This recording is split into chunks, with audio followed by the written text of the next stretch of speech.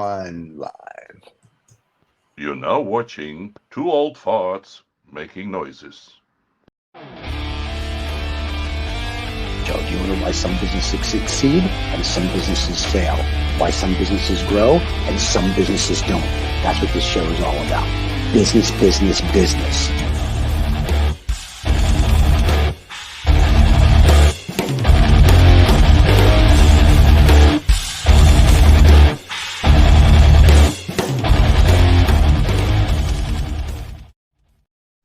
All right, welcome to the Lost Dollar Business Club and the Crypto Show.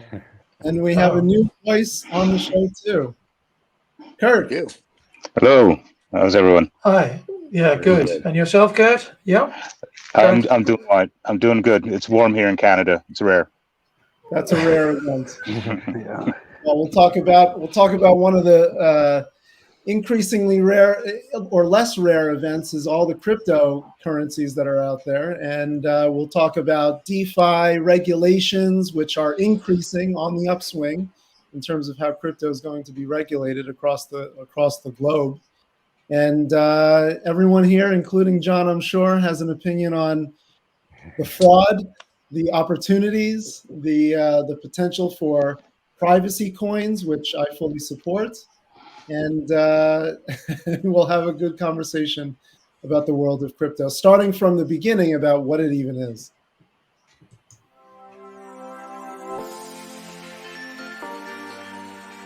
Get the freedom and the flexibility of remote work in the lucrative tech industry.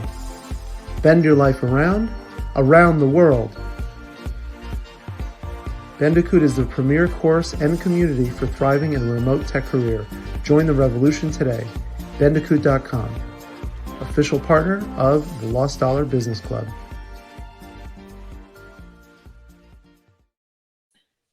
All right, and we're back. Lord Data Favid. Just wanted to appreciate the anagrams that we have here today. Oh, yes. Yeah. I just seen whether or not anybody's awake or not, but there you go. That was the first thing I saw, because Lord, we've got to. Well, obviously. I figured all of a sudden you were getting like Roll from Mostly True when he comes in as His Majesty on the shows. So I figured it's just I was actually being prepared for the next show up, which is one we normally have after this one, but it's not happening today. No. Can I just start off by saying something which I was really surprised about. This morning I read an article that said that Bitcoin has now a higher market cap than MasterCard. So what does that mean? What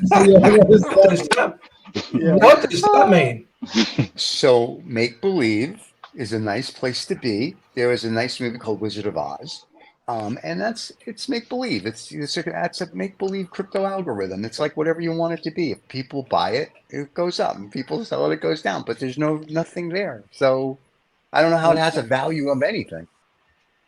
Yeah, I mean, so the whole thing with crypto is to make it, the idea was make it a permissionless currency. Just the idea that anybody could spin up a currency, everybody participates in something like Bitcoin or Ethereum or the thousands of other altcoins that are out there. Of course, Bitcoin being the gold standard along with Ethereum. But the fact, I think a lot of it was founded by the fact that if you look at fiat currencies themselves, we're in a way trusting that the system sustains itself. And so the idea being that people are trusting the cryptocurrency systems and the algorithms that go behind it to actually be a retainer of value. So can I interject for a second? Why do you call it a cryptocurrency? It's not. It's an algorithm. The currency is different. Like a fiat is a currency. A crypto is an algorithm, right? So it's not really currency. So I don't understand why people call it a currency.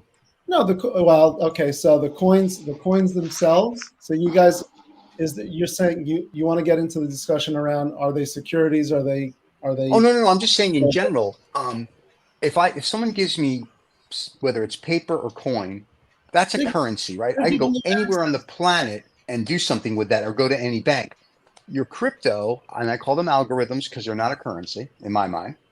it's just crypto. It's just make believe. It's just make believe. There's nothing backing it, right? There's no sovereign wealth saying like, boom, like the United States may lose its AAA rating, but as everybody says, who cares? Because it's the United States, right? People trust the country. But with crypto, you're not. What are you backing it on? You're backing it on that another Well, you're 8 million backing it people. on a lot of people participating in the crypto system. So the Right. people who But are it's a mining system, though. it and keeping it sustained, continuing. Right. If people continue to mine it, then it continues to hold value. But I think what happened was that when these algorithms had start to have a value, that the easiest way for the people like me who have very little understanding of anything would just say, okay, well that's we'll call it a currency, we'll call it a coin, because it can be traded, I can buy it, I can sell it, and I can make something in between. And I think that's why we got caught up in this whole debate. Debate about whether or not it's a currency. I think it's just one of those very sort of hip things. Oh, what do guys? We'll call it a coin. Well, look, and if people don't understand it. So it's true. Most of them don't call it currency. In the end, though, whether it's a cryptocurrency, a coin, it's as Steve says, it's just created out of thin air, digitally. We waste a lot of energy trying to generate the algorithm that creates the money. And the US dollar and all the other currencies, they're out of thin air also. The only value they have is that you can pay your taxes with them, right? Because that's really the only difference between cryptocurrency and the US dollar. You can't pay your taxes with Bitcoin. You can convert it back to fiat, and then you can pay your taxes. So in the end, all governments are going to put it's a good distinction regulation because who wants to give up the monopoly of creating money? That's right. It's just but that's what the cyberpunks who first thought about crypto were seriously thinking about, which was who gets to control the currency and who can create a system where we can trade value in the form of digital currency without any intermediary and do it peer-to-peer. Yeah, but that's kind of like why you have all this. You have illegal things happening, and you have other things. And to John's point about mining, this is the dumbest thing I think I've heard. Well, when it first came out 2 or 3 weeks ago, El Salvador, lovely country, nice people, but this part is the dumbest thing. Dirk Holdings and Investment is a state-owned, like basically the sovereign wealth fund, if you will, and they are going to raise $500 million or $500 million for you people that are keeping score for a crypto mining business in El Salvador. No, it's in Bhutan. It's in Bhutan, but El Salvador did the same thing. That's what the But my point is, but Bhutan, El Salvador, and then we're all talking about global warming. It's like enough. Like, why do you need to use like $1 bazillion of electric to mine something? I don't need that to do currency, and most people don't even carry cash anymore. Well, so it's all digital anyway. Ethereum actually. Kurt was going to say something because he's new into the club, so we give him an opportunity to say something this morning. It was, if it was going back to the original conversation about the origins, for me, it comes down to, once upon a time, everything was represented by some form of hard, tangible asset, right? So you could have, whether it was gold, tea, tulips, whatever the heck it was, it had some tangible asset. It would graduate to either coins were heavy, graduated to paper currency. So now every time we refer to digital currency, we always end up referring back to the original source, right? Because we always want it to be tangible. So to me, I understand the reason behind digital currency and Bitcoin and all the rest of it as a disruptor. But the American dollar at one point was a disruptor to the British pound, and so on and so on. It doesn't seem like there's anything new here, except that its method is new. But I don't see it as ending very well because it's just becoming really chaotic. For now. For Yeah. now. No, I mean, it's still. a good I would. point. I mean, it only came around in 2009. Was the first Bitcoin, right? So. Yeah, but it's having all these problems with fraud. You got the kid in Korea, Don Kwan, whatever, that had what the Tether US that was supposed and the Luna token. They were all supposed to be tied par with the dot with like a treasury, and they were like the treasuries were here and they were under it by like whether it was 2 pennies or 50 cents. That imploded. That was 40 billion. You had the kid in Japan who walked away with $8 billion. You had this other kid that walked. So I don't see where this is good. Nobody walks away with like Bernie Madoff, I guess, but no one walks away with billions of dollars worth of real current fiat, unless it's a scheme, a Ponzi scheme, like you're selling them the Brooklyn Bridge, which John has bought twice, by the way, and I've bought 3 times. So, but because of that, that's different. This is just outright. We're going to make something up, and if enough stupid people buy it, we're good. And I'm very happy that the SEC now has said this is a security. If you're going to do anything with crypto algorithms or NFTs, this is now going to be a security because you're buy, selling, and trading it, and you're doing it on such a large scale. And even the EU is saying that. The SEC. Yeah, but ironically, of course, that the Chinese have now decided that crypto's okay. I mean, the first of June. First of June you can start trading in Hong Kong. You can use it as a retail to pay for retail products. And I think the 5th of June there's a whole load of stuff coming up onto the exchange, including Ethereum, including Bitcoin. And to me, it's almost as if the Chinese have thought, you know what, let everybody in the West make all the mistakes, get ripped off left, right, and center, and we'll just come in behind and and accept it and just think, right, everybody in China is okay to use some form of cryptocurrency. Yeah, but the Chinese central bank is bringing out their own. The Chinese central bank wants to bring out their own digital. Yeah. Yeah, but they've now approved it in Hong Kong.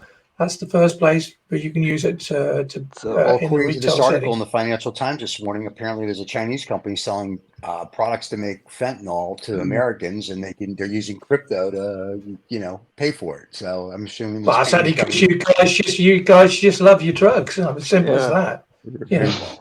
Later, John and I are going to make a whole pack. If you got a drug problem, you'll pay for it in any form of currency. But that's kind of the point, right? You can pay for your drug problem, so to speak, whether it's in fiat or in crypto. But it seems, and remember, the BRIC countries are trying to establish a new currency and try to overdo the dollar. Challenge the dollar, right? And now with the idiots they're going to use the 14th Amendment, I guess, on the 1st. But while they're going back and forth, China's going, well, sure, use this, because they're trying to look, we're dominant. We can do all this. There's probably 50 other reasons why you wouldn't want to, but it's just everything that deals with cryptocurrencies or algorithms or any of it, there always ends up a problem. I've not seen this end up well for anybody. There were all these crypto billionaires, and then all of a sudden when FTX fell and people couldn't get their money out, and it fell in price, like all these nightclubs and restaurants and everybody that says move crypto to Miami, that built new buildings and knew this, losing their shirt, like going bankrupt. So it's worse than the tulips. When the tulips went from nothing to whatever. This is just it's the fear of missing out, but it's a bad fear of missing out because some people are putting in their life savings, some people not.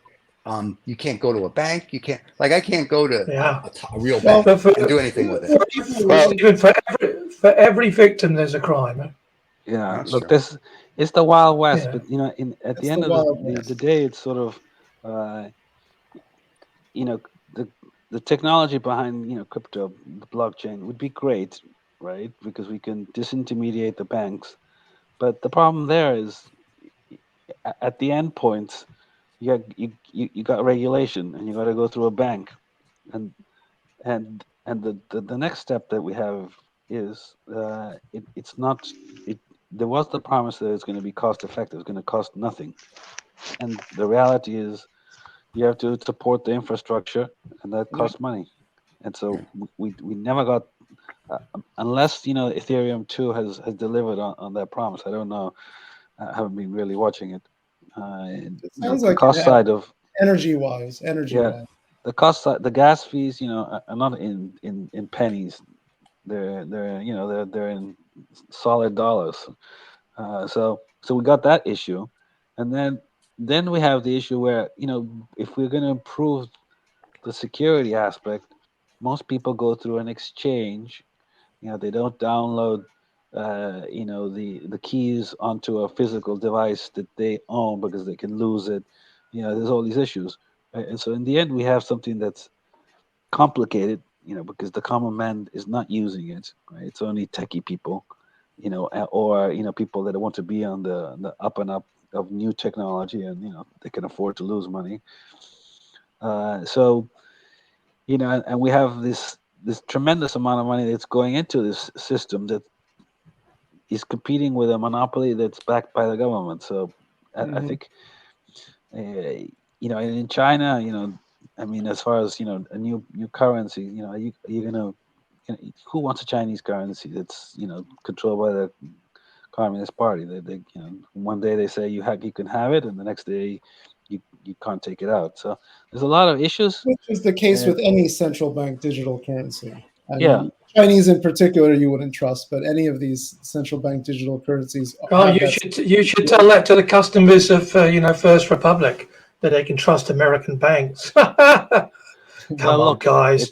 It's like it seems to be so much pushback about cryptos. And it all seems to come from people who, our money's safe, is it? People have been robbing banks and ripping banks off forever. Yeah, but I'm not saying our money is safe.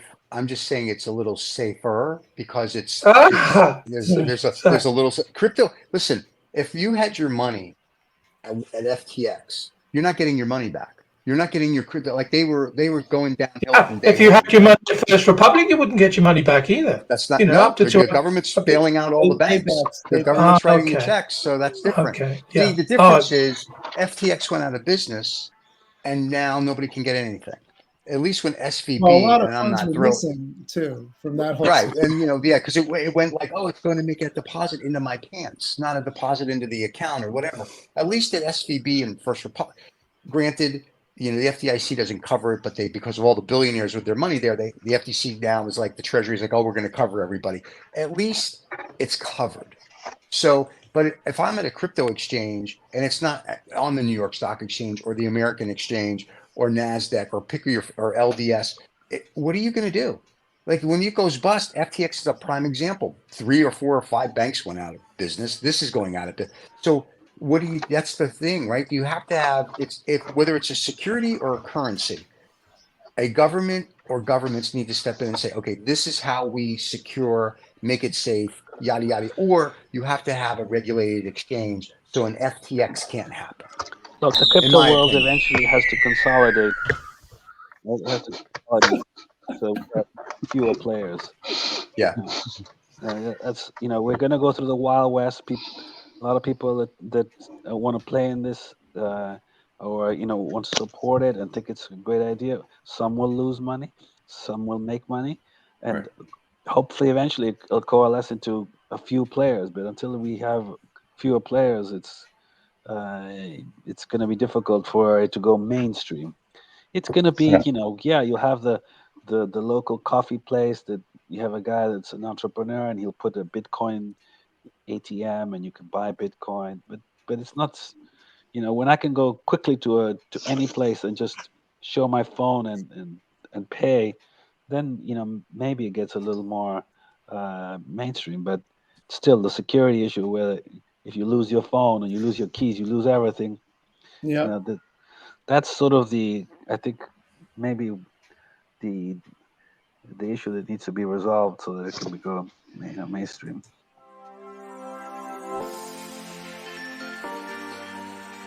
Get the freedom and the flexibility of remote work in the lucrative tech industry. Bend your life around the world. Bandicoot is the premier course and community for thriving in a remote tech career. Join the revolution today. Bandicoot.com, official partner of the Lost Dollar Business Club.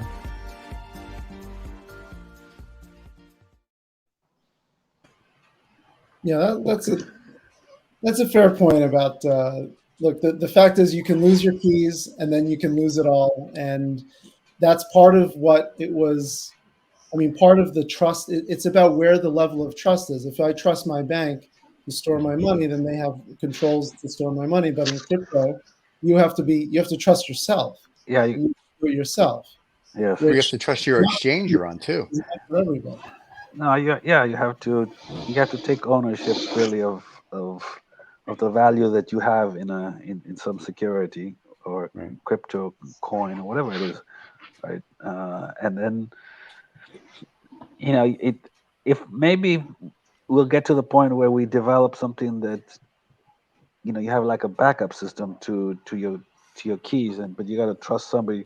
Then you got to trust somebody for that. Yeah, so it's a, I guess, an age-old dilemma, right? When you come to these things, Right, but you if had you had your goal, as Kurt said, and you gave it to a bank, and they gave you a piece of paper, right? And that's how the whole. But in the beginning, you gave your gold to the blacksmith because the blacksmiths were the original bankers. So you Yeah, gave your sure. gold to the blacksmith. The blacksmith then would give you a receipt. And then over the years, the blacksmiths, if you will, actually became the banks, right? And then it became that we have to have a bank or, whatever they decide to call it back 100, 200, 500 years ago. So it's a little different.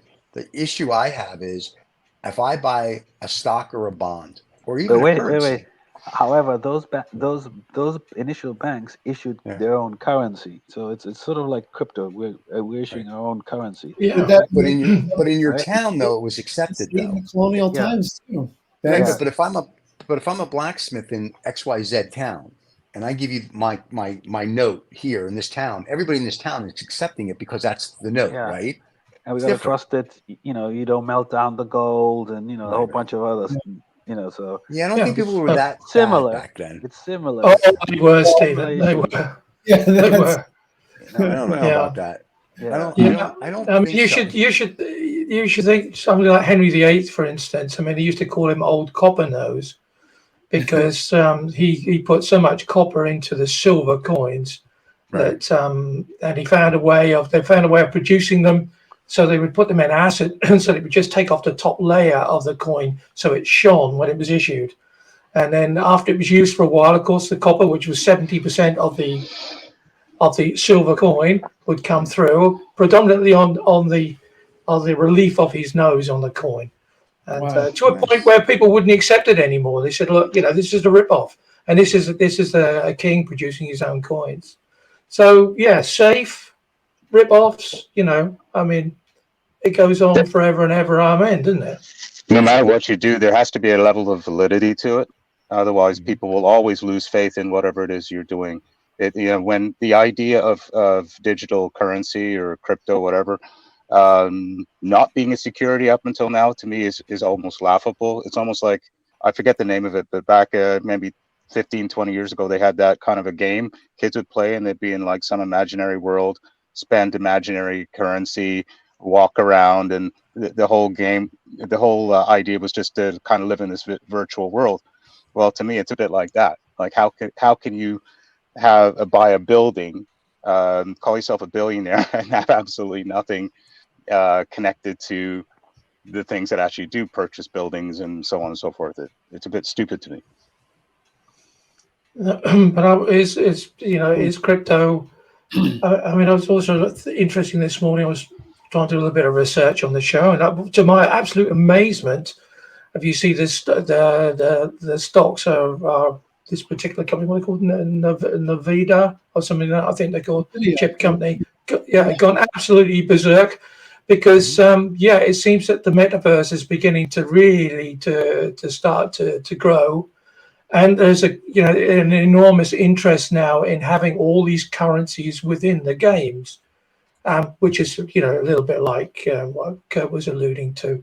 So yeah, these digital currencies which have a value in this digital world. I mean, if you play a game like, I don't know, Call of Duty or Grand Theft Auto, I think is a classic example. If you play that, you're already in a form of metaverse, aren't you? You can already, buy and sell stuff and do stuff and whatever.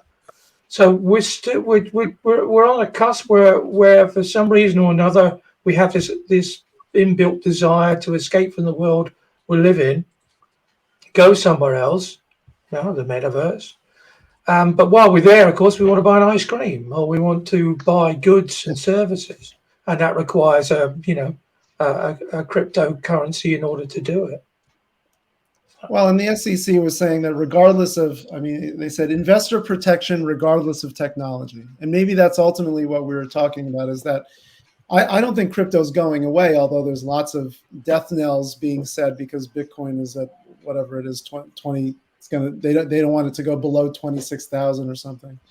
But there's always been the death knell for Bitcoin, and there's probably always going to be utility, at least for there are tens of thousands of other coins besides Bitcoin that have utility, that they're called utility coins or security tokens, where they're actually backed by some assets, meme coins that people follow. And so if people are still using them, then there's going to be room for it. But I think it goes back to the original point, which is you still need to have some sort of investor protection for the people who are using it, which varies greatly from country to country in terms of the philosophy behind that regulation.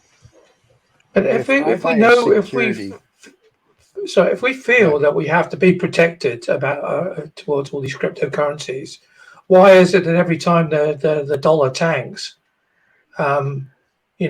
or everybody rushes, or the dollar, a bank tanks, everybody rushes into crypto? But that's not true. They rushed into gold. Last week, gold was going crazy as well. But the difference is, but here's the difference, if I may. Here's the difference.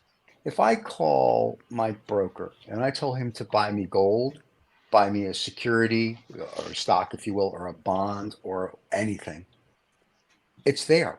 I mean, I can have them send me the certificates, but why would I, right? It's easier just to keep it there. And I can go online and I can see it and they send me a statement. I see that.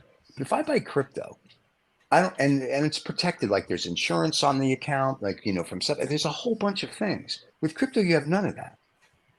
Right. So, and for some people, that's the system that they're looking to build. Yeah, but why? I don't understand that. It doesn't require the third party intermediary to be there to protect you, to analyze your transactions, to see what you're doing. I mean, privacy coins and in certain take money from you. But there's no privacy, and this was proven 2 years ago when the couple in New York got arrested for stealing. But there are privacy coins like Monero, and that's wait, stop for a second. 2 years ago, a couple was arrested in New York for stealing $4.5 billion of Bitcoin, and because the agencies that don't exist literally watched the transaction, and when the FBI went to them and said, "We need your help," so your privacy coins aren't private, your Bitcoin is the government knows, they're just letting you do it. And if they really want to rein it in, they will. So there's agencies no one's ever heard of with computers that you don't even know that exist. And my whole point is like they know. So there really isn't privacy. It's making you feel better. It seems to me it's like I got my ice cream cone. I feel better, but I'm still going back to why would I want to put my securities at risk? You know what I mean? Why would I want to put my assets at risk? It's still a very early technology. When you look at smart contracts running on Ethereum, right? You look at how the idea is creating contracts that are clearly defined, that everybody agrees on, and that automatically execute, which has its own issues with hacking and those problems. But I mean, it's an experiment with alternative ways of commerce. But I have a question. So if I send John a contract, right, on DocuSign, which I don't like, but if I send it on DocuSign and John signs it and I agree to it, why do I need a smart contract? We just did it. Well, it was technically a smart contract because it's been done, digitally. DocuSign's been around forever. Wait, blockchain's different though. So we had a company many years ago that I was involved with that was going to do provenance for art on blockchain. And that I liked because you could see now I don't want it to be public. I think, the owner would be the one who shows it. Because I don't think not everybody needs to know who owns the Picasso, right? Who owns this. But I like the fact that it was like, if you can start with a provenance, and this way, as it would buy, sell, or trade, even at a Sotheby's, they could see it. I thought that was a very cool idea. So on the blockchain side, I like that. I mean, I like That that, works for any supply chain Right. challenge is just tracking provenance, sure. right. But basically, they have technology that does that when the oil leaves wherever, you can track it. Like, you don't need a smart I mean, it's granted you can do it. It makes it a little easier, but at the end of the day, it's all the same. So, I mean, like, a lot of this is I like, don't know. it's like, let's just make it, cooler. You know what I mean? Instead of going to www.trackmyoil and you put in your little number, because you can't barcode oil, right? You can barcode a ship, I guess, but you can't barcode the actual liquid. You go, oh, there's my ship, there's my oil. It's at the port. I own something, and it tells you what you own. But putting a smart contract to that is just a little cool. Oh, I can do it on my phone. Oh, how cool. Who cares? I mean, until it really does something. I think right now people are experimenting with it, and I think that's great because I think that just helps. But there's certain things we do with it that makes no sense to me, and crypto algorithms are really the thing I understand it, so not that I don't understand the allure of it other than to get rich quick. Yeah, That's it's, where I mean, I guess I have the issues. I mean, we had what, 10, 15 years, is it, or maybe even 20 years of zero interest on people's savings accounts. And, people just say, well, I've got this money, I want to do something with it. I want to, want it to grow a bit. Now, you can go to the casino, or you can think, okay, well, there's an opportunity. Maybe I can make, 7, 8, 10, 12, 20, 50%, 100%, 200%, by buying and selling a cryptocurrency. And I think that's why, with all that money slashing around, I think that's why people just thought, oh, this is a good idea. Let's do that. And of course, with social media and all the hype and the pump and dump, which we've seen, I mean, it was the same thing with penny stocks in its days. So people think, okay, this is a good idea. I can earn some extra money here. And I don't have to do anything. Just sit at home, do it on my laptop, do it on my telephone. You can see why it's really appealing to a generation maybe who just think, well, pensions, well, there'll be nothing left in that pot by the time I get to it. Yeah. And banks, well, don't trust them. So yeah, let's try this crypto route. Let's go down here. Let's see if that suits us. Although that's changing too. The know your customer laws are certainly spreading on crypto, so you're losing that. You still have to trust somebody to have that actually be enforced. Do you think it's the fear of missing out? Like, if you're, and let me go one step further with it. If you're like 70 years old or 80 or even 30 years old and you really don't get it, right? You don't know how to buy it. You have to watch 80 YouTube videos. You have to go to an exchange. And a lot of people buying it, and you mean, granted, you're getting 3 or 4 basis points on your money at a bank, but are people buying it because it's, the fear of missing out, like the tulips, right? It's like, oh my God, I got to buy the tulips because if I don't, I'm going to. So, but is that a good thing or a bad thing?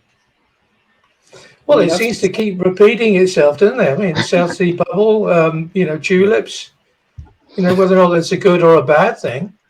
Well, even when crypto came out, I mean, like a lot of people, I just thought, yeah, whatever. It's just a little bit of a hype. And then all of a sudden, there were millionaires popping out left and right. And you're like, damn, I missed out on that, like I missed out on Apple.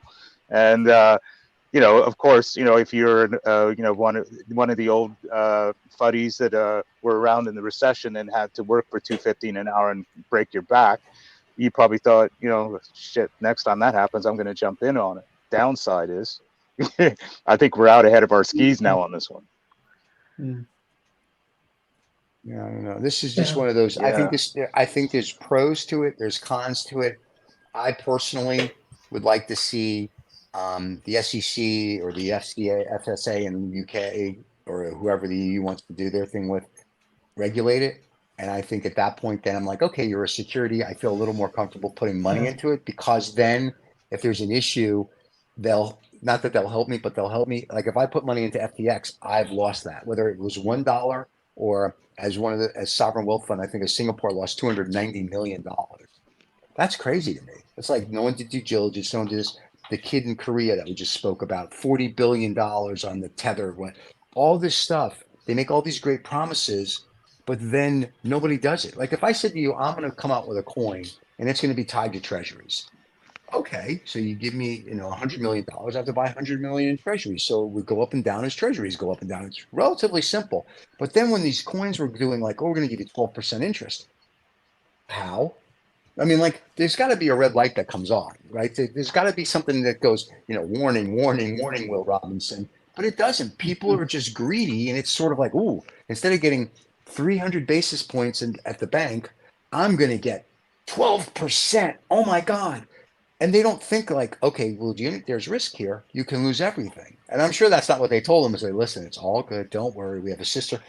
And it's just, I don't get it. And even smart people, I don't get it. Sovereign wealth funds, I don't get it. It's just sort of, they just like, this is the latest, greatest thing. Let's throw money at it. And I just don't understand that. And by the way, if you people are listening or if you're watching on YouTube, you can leave your comments below. And if you are a crypto expert and you want to come on the show and tell us how stupid we are, we're good with that. Like, you're not going to hurt our feelings. We would love to hear from other people. This is just our opinion on what we think, but we would love to hear from other people. But every time we say that, none of you ever want to come on the show. So if you want to come on the show, feel free.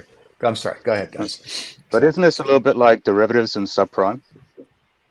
Well, and that too. Look what happened. The government had to bail us out in 2008. So, and it's still going on today because we haven't learned our lesson. And the Fed was saying, but do we want to learn the lesson? Yes, we do, because the stress test. Banks aren't passing the stress tests today. Yeah. Banks are having now they're saying, listen, you're not passing the stress test. You need to do more of this and more. Yeah. And that's an issue. They're saving more and more and more money and putting less and less money into the economy because they have this enormous stress test that they have to pass. And for some reason or another, we seem to all love to take a risk. Yeah. And I think this whole we do. You cross the road, you take a risk. This whole crypto thing as well has been fueled by social media. We've never had this before. I mean, the South Sea bubble, it was that one group of people, tulips, it was one section of Dutch society, were all interconnected socially. But this has gone global, and everybody's, there was a huge thing here as well in Holland about a whole load of people who just said, oh, buy this coin, it's great, it's going to do this, that, and everything else. Take your dog out, cut your bread, everything else. All absolute crap. And they were just influencers, they were just being paid to say it. Kim Kardashian. And, Fine for that. Well, but here's the gig, Michael. If I say to you, you can sign on this piece of paper, 200, $10 million, $20 million. Can you promote the Lost Dollar Business Club? Are you going to say no to that?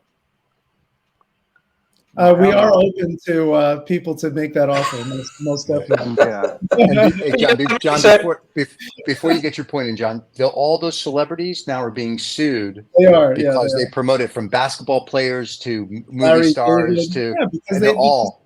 And rightfully so. And rightfully so. They should be held to the standard of doing due diligence on behalf of the people that they're promoting to. So isn't it funny how? Yeah, and they of course should all be supporting all these poor lawyers in America who've got nothing to do all day. We started with crypto and the technology and the blockchain, and we've whittled it down to, hey, look, people are greedy.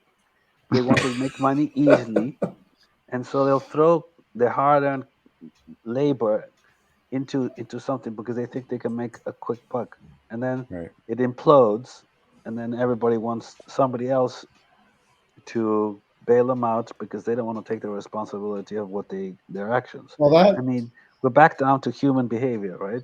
Mm-hmm. Now, blockchain has lots of interesting features that make life easier and or just an alternative economy. I mean, that's what a lot of people talk about, is just creating a parallel alternative economy where they can trade without theoretical scrutiny.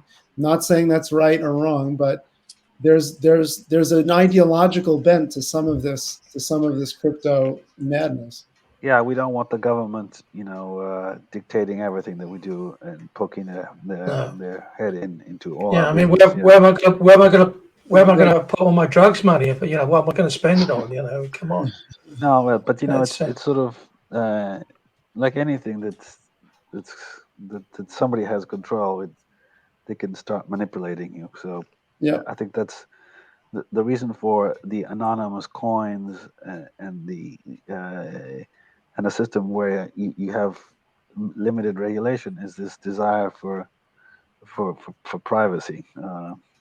I just think, Or just a trustless system yeah, as a proof of concept almost. I mean, just to see whether it works and what it can do. I think we're still in that stage. What is it going to be used for?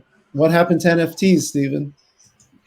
NFTs. I mean, Yeah. when Bored Ape is being sued because people spent stupid money on Bored Ape stuff, and they're like, when we looked at NFTs, we would say to an artist, "Hey, if you're going to do an NFT, you have to do an NFT with original piece of art." And our Right. thing was always here.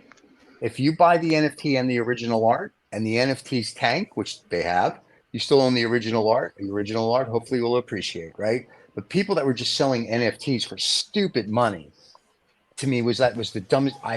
You own nothing except a picture. No, I don't mean a picture. I mean a JPEG. Like at least with the art that we hang at our places and we collect, we never bought an NFT. Full stop. We buy the art. When the artist will go, I just want the art. I don't care about your NFT. Like I don't need social credit. I could care less. I don't, because I can do no. I just want the actual piece of art that hangs on my wall that I can enjoy.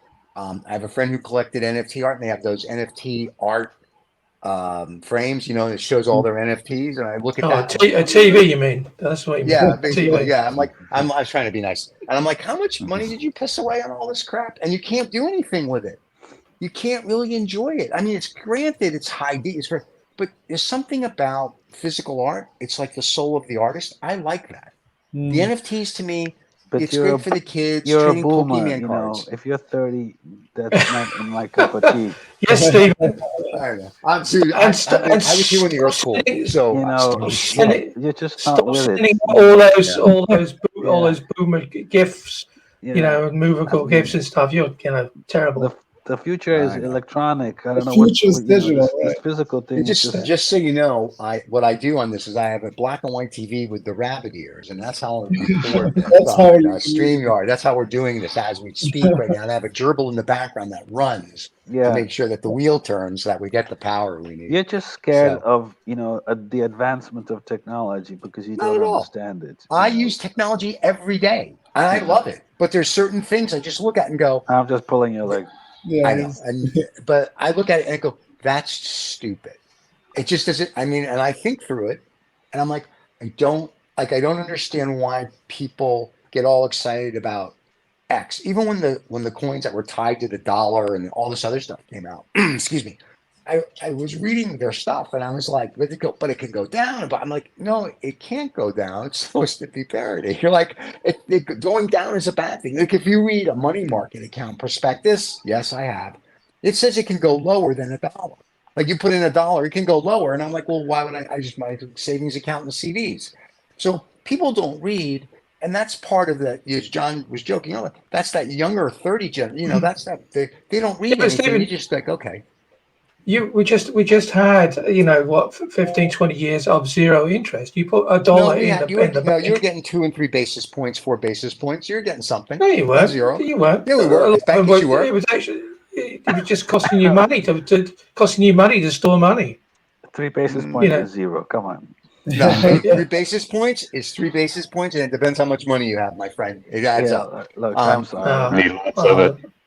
Yeah, and on that point, ladies and gentlemen. On that point, ladies and gentlemen, should we do Lost and Found, or do we have more on crypto? Yeah, let's go to Lost. Let's go to Lost and Found. I thought, if you like the Lost Dollar Business Club, you should subscribe. If you like it that much, you should also tell a friend of yours. So you should subscribe and like. Also, you should put comments below so we know what you're thinking. Tell us what shows you want to hear. Just help us make it better. So who's lost $1 this week? And who's found $1 this week? Once again, let me just do this before Lost and Found. If you're a crypto expert, a blockchain expert, a DeFi person, and you would love to come on the show and tell us how stupid we are, please feel free. You can leave us a message. You can email us. We'd love to hear from Yeah. you. We always would like to have other guests on the show that are much smarter than all of us. So feel free to reach out to us. I'm sorry. Go ahead. Yeah, we like being told we're stupid. Yeah. So Lost and Found. All right, I got 3 this week. Yeah. Let me do mine are really quick. Mine are real quick. Tina Turner. Stephen. Here Make we a go. change, Stephen. Tina Turner's death. Okay, yeah. Now you'll be quiet. Tina Turner's death is a loss. I saw her perform. Once. It was the best 3-hour concert I have ever been to in my life. And I've been to tons of the best concert, Tina Turner. And when I heard that she passed, I was like, that is very sad because she was like, wow, in my mind. And I remember her with Ike and Tina and whatever. The second one is the bankruptcies for companies are on the rise in the United States because of the credit squeeze. So there's going to be more bankruptcies of businesses. So that is definitely a loss. And the other one is that the U.S. might lose its AAA rating like it did in the 80s. And nobody cares because everybody just cares about the government. As long as the U.S. is here, nobody cares what our rating is because they know they're going to get their money. Okay, then. Those are my losses. There were actually no wins. Other than we had a great show today. That was a win. Or found. There you go. Michael or John or Kurt, so we're going to jump in. I got so NVIDIA, which is now the poster boy for AI, because they supply the chips that are going into all of these computers that AI needs. So that I think they gained when they reported their earnings, they gained close to $200 billion in market cap in one day, which is a record. So they lost. They gained a lot of money. The loss is Carl Icahn, who's shares that traded publicly. They've lost 50% because a group called the Hindenburg Group, said there was a short, and so he's lost billions. It was $8 billion they lost, John. That's what the article in the FT said. Wow. And it was the Hindenburg Group? Yeah. Listen, first of all, anything with the word Hindenburg, you stay away from because you know what's going to happen to it, right? You just got to read a history book. Yeah. So you're good. Yeah. Maybe they got all the people who didn't read the history book. That's what it was. Apparently. Yeah. Michael? Michael? So OpenAI's co-founder, Sam Altman, and current CEO, apparently he has a crypto startup. So it's called Tools for Humanity, because he's talked about doing universal basic income, and the only way to do that in this framework is to create a separate ID for every person on the planet. WorldCoin. So got $115 million to scan people's eyeballs, and that was reported just yesterday. And I see that as a negative because I don't think these centralized identity efforts are a smart idea. They win. If I may, that's worldcoin.org or .com. That's I know right. who they are. And he put $100 million into it. And I spoke to WorldCoin about 18 months ago about some stuff, and they were showing me their orbs and whatever, and I was like, interesting. And they go, and they were showing me how people go. They have ambassadors that go around, scan your eye, and I'm like, so basically, this is really now Big Brother. It's like if you don't get my face on Apple, now you're gonna get my face with WorldCoin. So I was like, I don't know if we're there yet. So, but it was interesting. That's a trust issue for sure. There you go. John? Okay. No. John's had his, and Michael, Kurt. Well, I'd have to say my found would be finding this wonderful show here and getting to participate. Thank you guys very much. And my lost section would be pretty much every international, national, and economic policy that Justin Trudeau has introduced over the last 2 years. We're with you on that, Kurt. There you go. Sorry, Justin. Justin, if you want to be a guest on the show, Justin, and review, feel free. You can come on next week and tell Kurt how wrong he is. That'll be great. So, All right, David, tell us about some make-believe meat and cow that's going to go to space that's going to kill us all that we can eat. Yeah. Listen. This is quite remarkable. This There we particular go. company has been really successful to date, Yep. and they offer what they call a living coffin. And a Oh, living yes. coffin. I've seen this. Yeah, here we go. See, John's at work. He's on top of it. And this is a coffin which is made out of, I think, basically Mushrooms. almost like a mushroom type of mycelium. product. And it decomposes in a natural way, doesn't leave, any bits and pieces left over. So it's like a seriously green alternative to dye. I mean, it's the sort of thing I get interested in because I'm about to die, obviously. And their production has gone up quite a lot just on these coffins. But the thing that really caught my eye this week is they've got this other product that they've just launched, and it's called the Living Urn. So what that is that if you are cremated, you can go into the Living Urn. You can either keep it yourself, because if you keep it reasonably dry, it's okay, everything's tickety-boo. But if you put it in the earth, you can put a plant on top of it and it will grow outside of the Living Urn. So for me, most definitely, That's a win. a win. Who doesn't want to be grown into a tree when they die? Oh my God! You're like the people that want to be shot into space when they die. Like, I want my ashes to be part of stardust. It's like, oh, please stop. So, Yeah. But hey, I mean, I got criticised last week for having a lot of food stuff, which Stephen didn't like. So I thought I'd offer you something. So I'm saving up for you, Steve, because what are they cost now? They're costing between 1,500. Oh, the price has actually dropped of the coffins. It's dropped from 1,500 euros to 1,000 euros. Very reasonable. Nice. Very Is reasonable. that since the beginning of this show? Yeah. Last 40 minutes, it just went like that. So glad we can help. It's because he's scored a world hit with these boxes. So Very cool. Gentlemen, it was a pleasure having you There's a all market here. for everything. Thank you for joining us, Kurt. We'll see you again next week. John, always a pleasure. Michael, a pleasure. David, I see you at 57 times a day, so always a pleasure. Don't forget to subscribe and like the channel. If you want to suggest something, please leave it below. And if you're an expert in the field and you want to come on and once again either tell us how stupid or smart we are, feel free. Or if you want us to interview you, good luck with that. We can do that as well. But yeah, we'd love to hear from you. So please feel free. Thank you for listening if you're on the podcast, or thank you for watching. That's the show. Well done.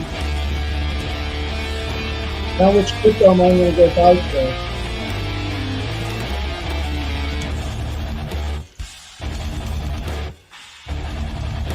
Oh, there we go. Look at that.